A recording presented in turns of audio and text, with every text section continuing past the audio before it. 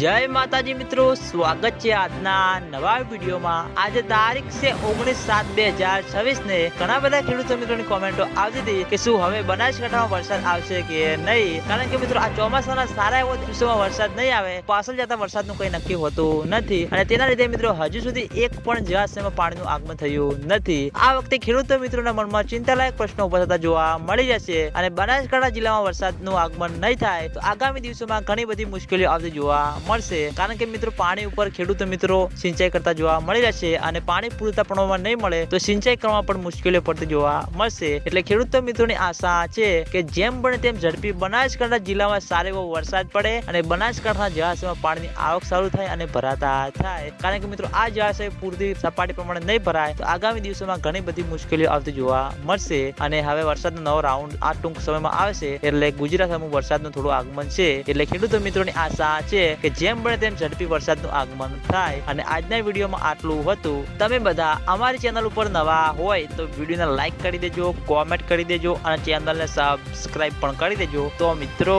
જય માતાજી।